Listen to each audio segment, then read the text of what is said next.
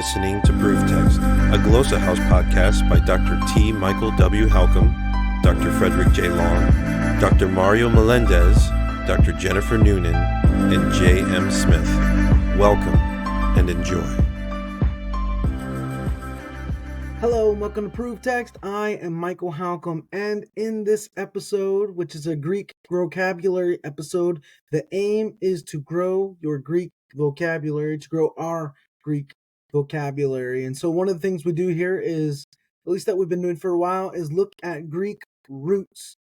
And these Greek roots, they're super helpful in learning vocabulary. So today's Greek root is the root kur.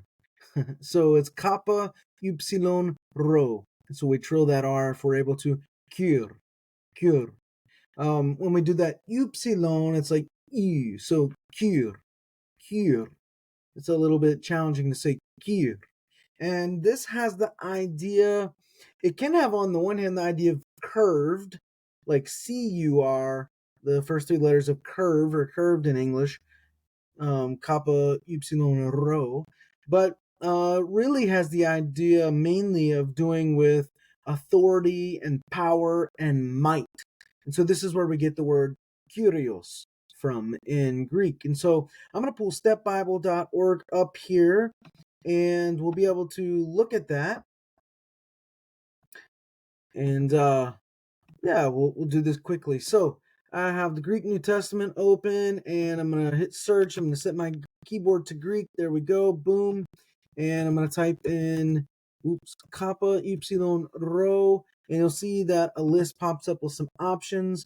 We have kyrineos, Cyrene, or kyrene.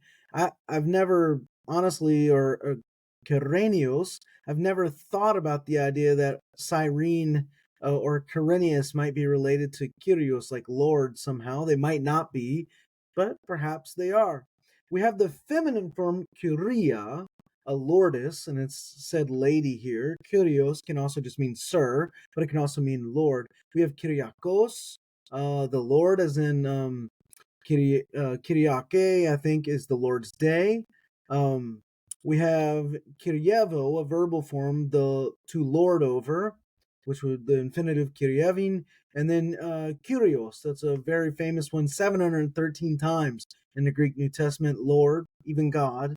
And then you have Kyroo, to affirm, Kyria, to command, and then Kyrtos, humpback. Perhaps that's part of the idea of curved, I don't know. We're going to look at the noun form Kyrios, and just take a few verses into consideration. The first one we have in the New Testament is Matthew 1:20, and it says, Angelos Kyriou, or Idou Angelos Kyriou.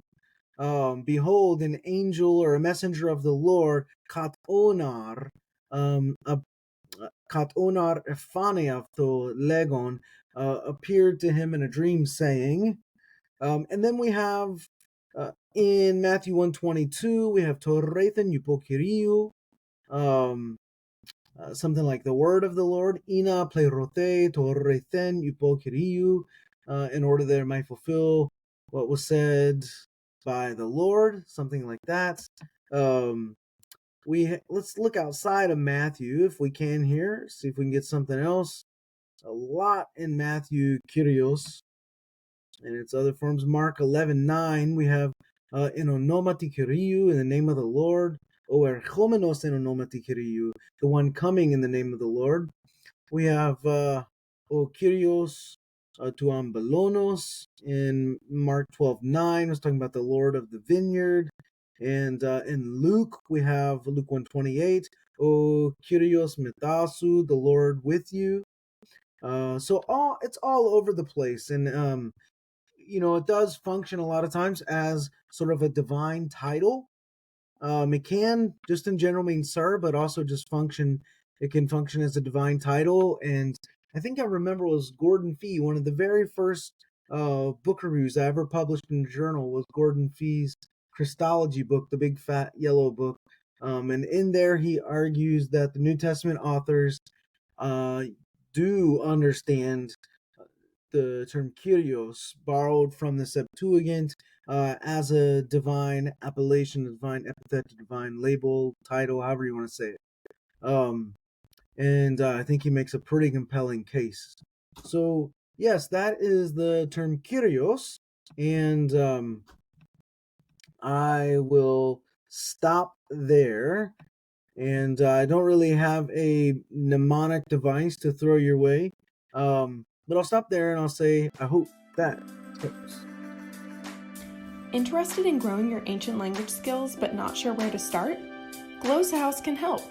From illustrated readers and short stories to lexicons and grammars, Glosshouse offers a variety of resources for beginning, intermediate, and experienced ancient language learners. Head to glosshouse.com today. Glosshouse, language resources for the global community.